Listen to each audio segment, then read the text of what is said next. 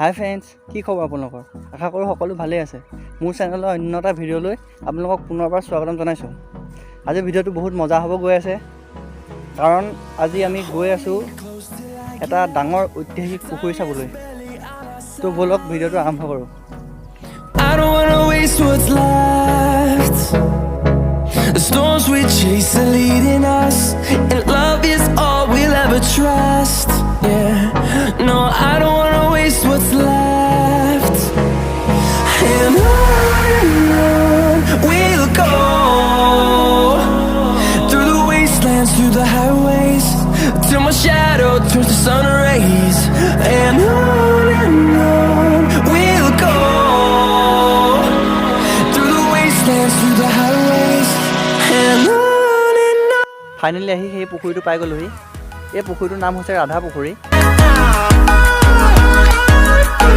এই পুখুৰীটো লখিমপুৰ জিলাৰ নাৰায়ণপুৰত অৱস্থিত।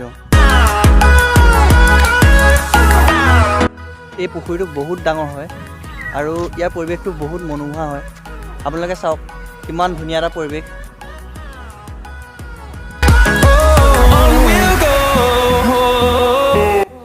এই পুখুৰীটোৰ লগত বহুতো ঐতিহাসিক কথা জড়িত হৈ আছে। জানিবলৈ পোৱা মতে ৰজা লক্ষ্মীনাৰায়ণে তেখেতৰ পত্নী ৰাধাৰ নামত এই পুখুৰীটো খন্দাইছিল। সেইকাৰণে এই পুখুৰীটোৰ নাম ৰাধা পুখুৰী নামে জনা যায়। আকৌ কিছু মানুহে কয় এই পুখুৰীটো ৰাণী সৰ্বেশ্বৰীয়ে খন্দাইছিল। কিছু কাৰণবশতঃ এই পুখুৰীটো আধা খন্দোৱা হৈছিল, সেইবাবে এই পুখুৰীটো আধা পুখুৰী নামে জনা যায়। কিন্তু পিছলৈ ইয়াক ৰাধা পুখুৰী নামে নামাকৰণ কৰে। কথাটো কিমান সঁচা নাজানো, কিন্তু শুনিবলৈ পোৱা মতে এই পুখুৰীটোত এখন সোণৰ নাও পোৱা গৈছিল আৰু বহুতো সোণৰ বাচন বৰ্তন পোৱা গৈছিল বুলি কোৱা হয়।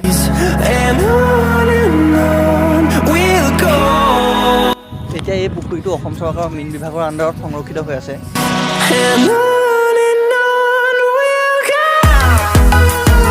এই পুখুৰীটোত আকৌ এটা ভিডিঅ' বনাবলৈ চেষ্টা কৰি মাছ ধৰি থকা অৱস্থাত।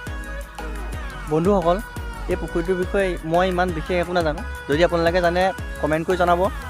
আৰু অন্য এটা ভিডিঅ'ত লগ পোৱাৰ প্ৰতিশ্ৰুতিৰে আজিৰ ব্লগ ইমানতে সামৰণি মাৰিছোঁ।